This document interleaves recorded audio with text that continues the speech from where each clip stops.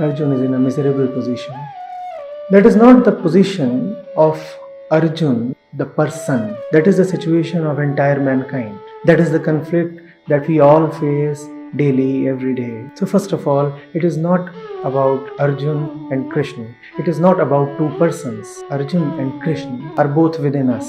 Krishna is not standing in front of Arjun. Krishna is the heart of Arjun. Satnam करता पुरख निर्भव निर्वैरो अकाल मूर्ति अजूनी सैभम Guru Prasad. Nilesh is asking Acharya Ji Pranam, what is the significance of the word Guru Prasadi in the Moola Mantra of the Sikh tradition? It appears to be of a different nature and quality in the mantra compared to the other words in the mantra. Other words, Ajoni Saibhang, Karta Purak Nirbhayo, etc. seem to be descriptions of the nature of the thing which is the subject of the Mool Mantra. They explain how it is. Guru Prasad seems different. Still it is there in the mantra, so it must have its importance. The mantra ends with it. Kindly elaborate.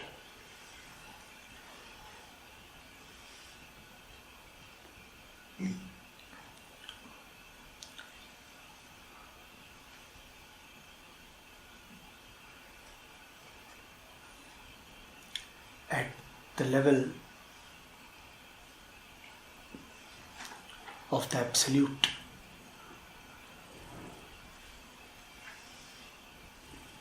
the Mool Mantra has all words that point towards the Absolute. Ek Onkar, Satnam, Karta Purakh, Nirbhay, Nirvair, Ajuni, Saibhang. Look at each of these words. They all are ways of pointing towards the Absolute.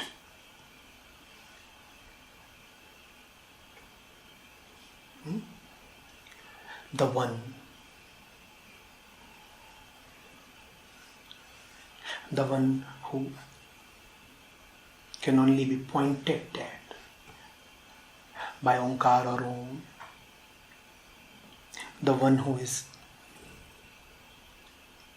not born out of anybody, the One with no beginning, the One who emanates, manifests from Himself, the One who is the real actor, the real doer. All these are different names being attributed to the Absolute. But to whom are these names being told? These names are being told to the One who lives in a relative world. The One whose very identity is relative to the world. The One whose very being is hyphenated with something else. The One who knows nothing of the Absolute at all.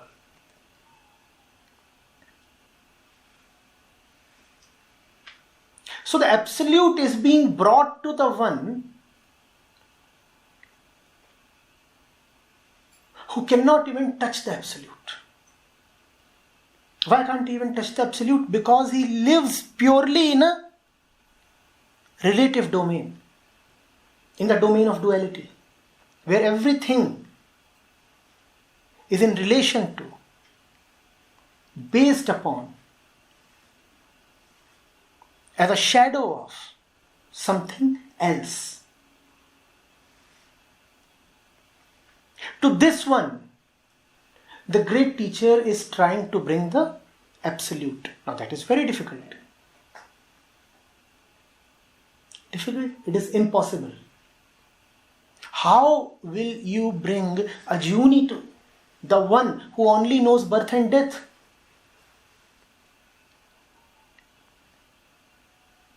Ajuni means beyond time. Same as Akal. How will you bring the timeless absolute to the one who is a product of time, who was born on a particular day and who believes he will die on a particular day? It is next to impossible. How will you bring the real Kartar to the ego that falsely believes that it is the doer? How will you bring the real doer to the false doer? The real doer is the annihilation of the false doer. How will you bring the one whose might resonates in the word ek to the one who knows only two-ness and multiplicity?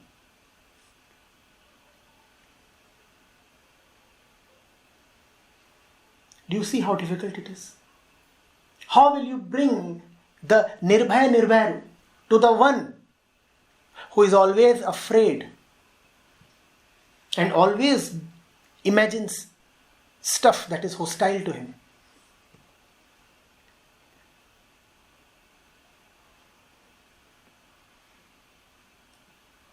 The last two words or the last one word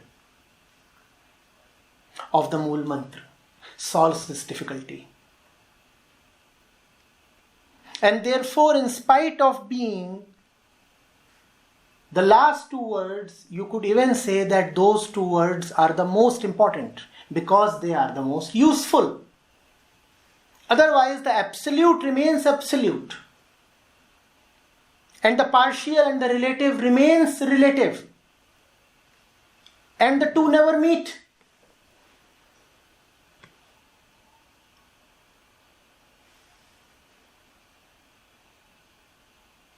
How are the two made to meet? That is Guru Prasad. And therefore these two are the last words, and you could say the most important words.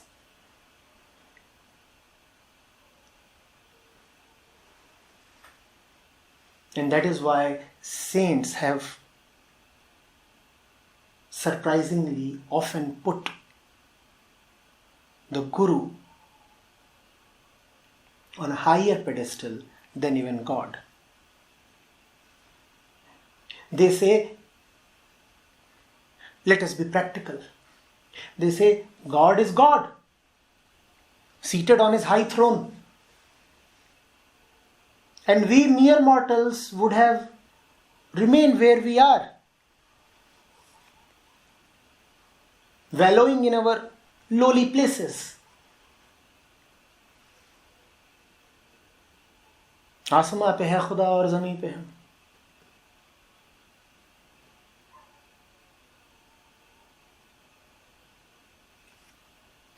And no relation, no ladder to connect the two words. The Guru is the ladder.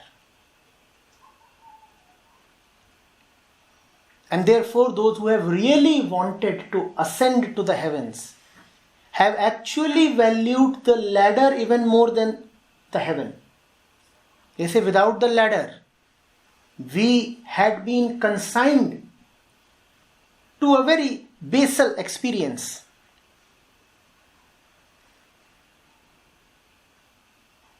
And who had consigned us to this lowly life? They say, if God is the real doer of everything, surely it was God who had sentenced us to Maya. Had the Guru not been there, then we would have remained perennial victims of Maya. Therefore, we thank the Guru, and we will say that even God is just a gift of the Guru, Guru Prasad. So after describing God in all the possible ways, we are also told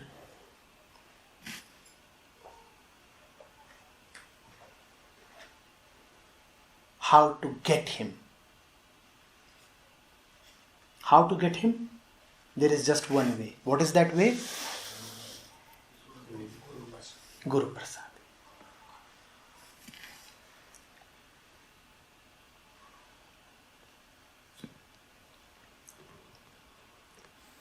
If you go deeper into this, the exact opposite is also true. That's the mark of the great truth. It contains opposites. The Guru is the Prasad of God.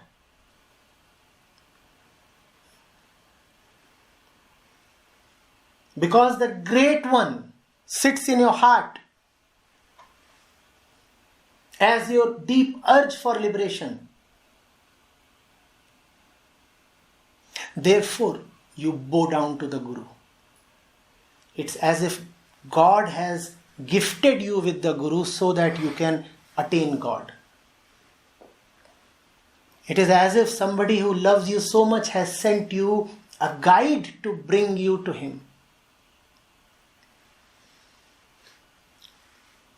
So the Guru is the gift of God.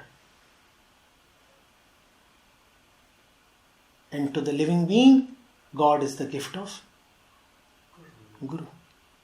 Prasad does not exactly mean gift.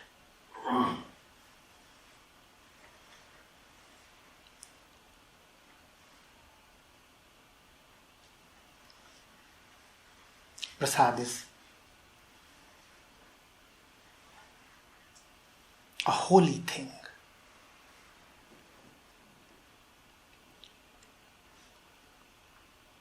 It is sacredness bestowed.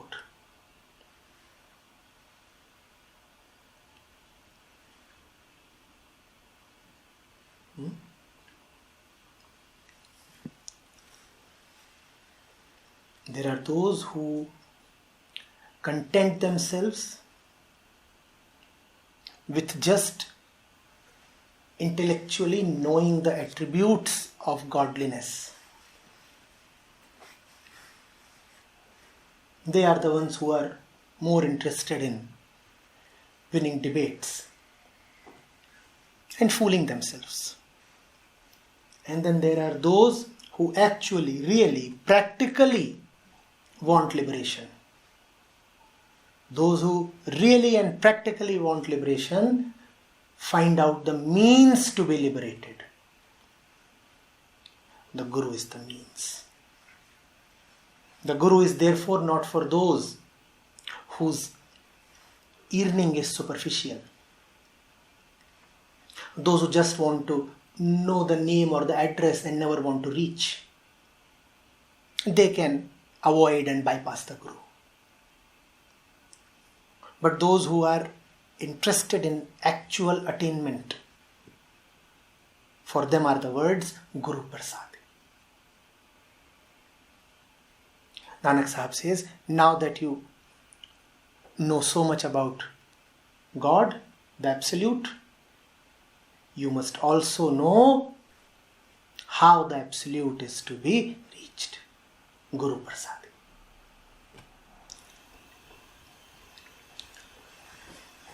Parmeshwari is here. Dear Acharya Ji Pranam. In one of the Hindi videos, you have told that attachment to worldly objects is the cause for illusions like doubts and confusions. Even attachment to God leads to illusion. Also, you have told that given how you are, you don't know love but only attachment. So Acharya Ji, if I know only attachment, even with God. Is there any possibility to come out of illusion with love and gratitude or attachment?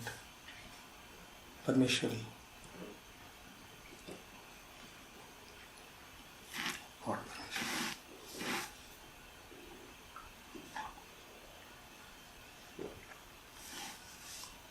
What are you asking? If I know only attachment, even with God, is there any possibility to come out of illusion? Illusion does not ask this question.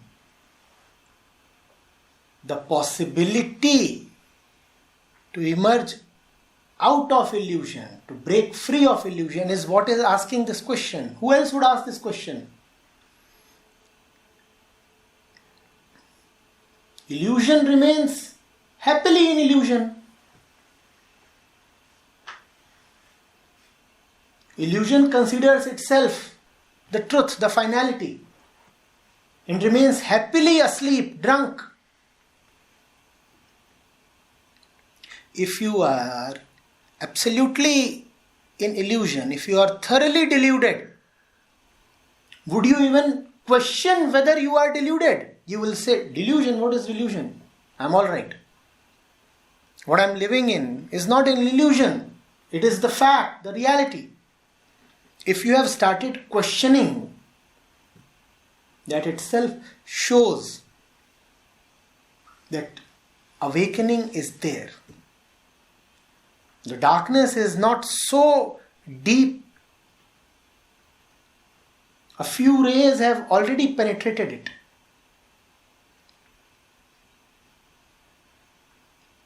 This is the only hope that anybody has, Parmeshwari. The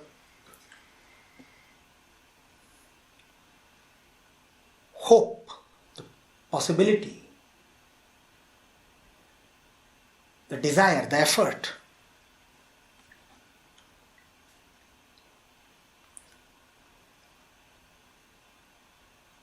I want to break free.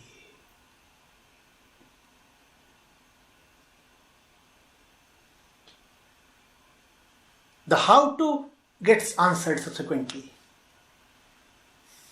There is no one how to.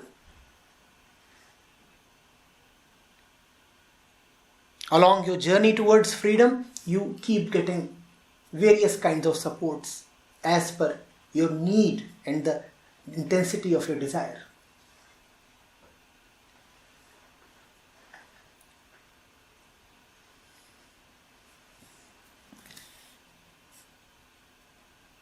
If there is no possibility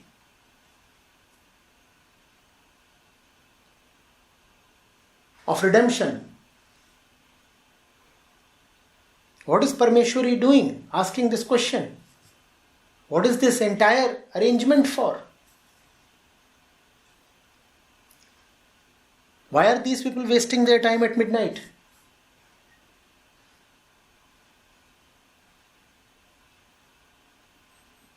Why am I answering you?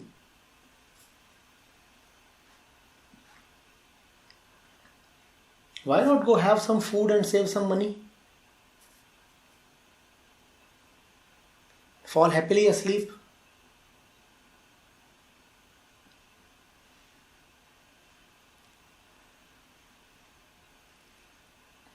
All this activity, Parmeshwari, is not for nothing.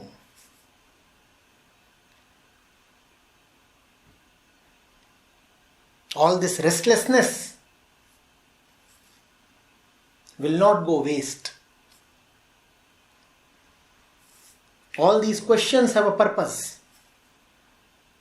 Nobody is pretending here.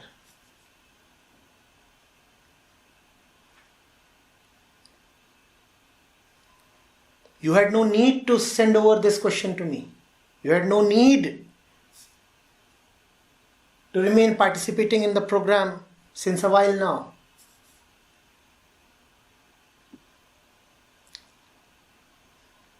Life offers so many other things. One can remain happily occupied. There is family, there is money, miscellaneous preoccupations. There is so much that the world wants to involve you in.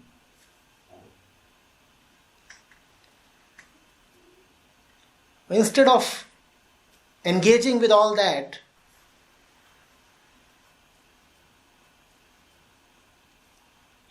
if you start watching Hindi videos,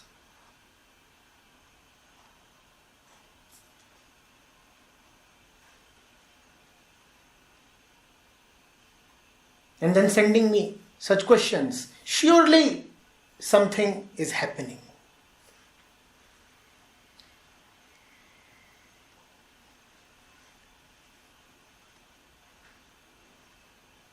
The student is reading stuff out of syllabus. Surely there is love. Parmeshwari from Tamil Nadu is watching Hindi videos.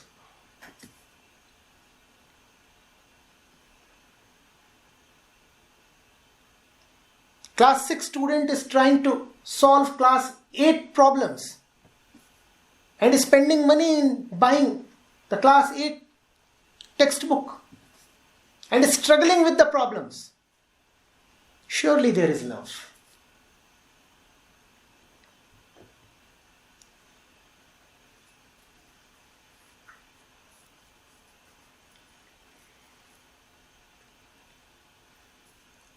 Salute yourself, Parmeshwari, and salute the spirit of all those who are seeking liberation. You have many of them as co-passengers,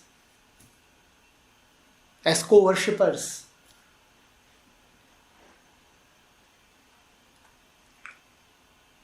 Co-admirers on your group. All of them coming from varied, miscellaneous, divergent backgrounds are traveling towards a common destination.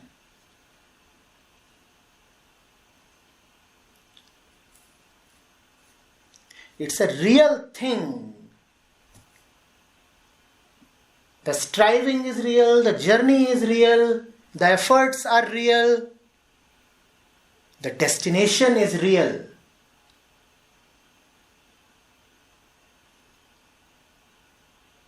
All of you are fighting. All of you are trying to fight away your illusions. You must respect the fight. That would be real self-respect. See how much effort you have already put in. Be respectful towards yourself. More respectful.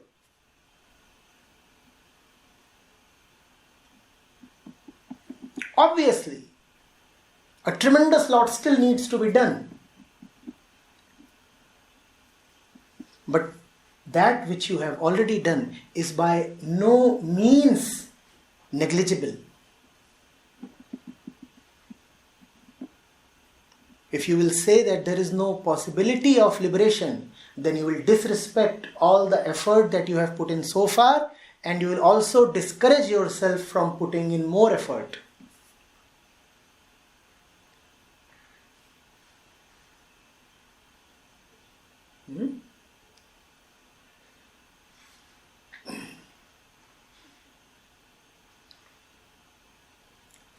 Be up, be game.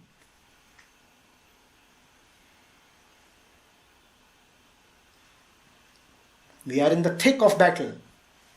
No point asking, is the battle for real? If the battle is not for real, where are all these wounds coming from?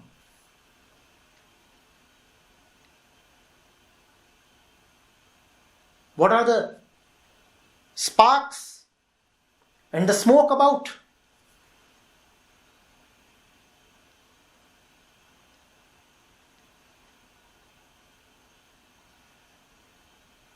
We all are shedding blood together. Let's respect the blood. The war is real.